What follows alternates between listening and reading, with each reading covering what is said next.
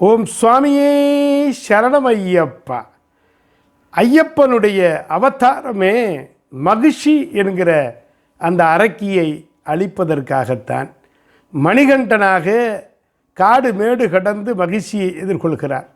இந்த மகிழ்ச்சி பல்வேறு அட்டூழியங்களை செய்தவள்.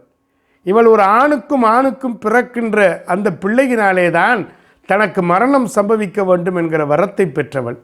அப்படி அரிக்கும் அரணுக்கும் பிள்ளையாக பிறந்த அரிகர சுதன் மகிழ்ச்சியை அங்கே வதம் செய்கிறார்.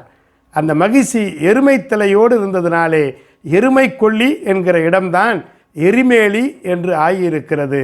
எனவே மகிழ்ச்சியை வதம் செய்தவுடன் அந்த மகிழ்ச்சி ஒரு அழகான பெண்ணாக வடிவம் கொண்டு எழுந்தாள்.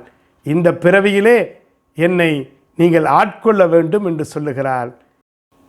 மகிழ்ச்சியை வதம் செய்த பிறகு மகிழ்ச்சி ஒரு பெண்ணாக மாறி என்னை நீங்கள் திருமணம் செய்து கொள்ள வேண்டும் என்று சொன்ன பொழுது, சுவாமி தர்மசாஸ்தா, இந்த பிறவியிலே நான் பிரம்மச்சரிய விரதம் மேற்கொண்டிருக்கிறேன், எனவே உன்னை திருமணம் செய்து கொள்ள முடியாது என்று சொல்லி, நான் எனக்காக அமைக்கப்படுகின்ற ஆலயத்திற்கு பக்கத்திலே மாளிகைப்புற தம்மனாக மஞ்சள் மாதாவாக நீ திகழ வேண்டும்.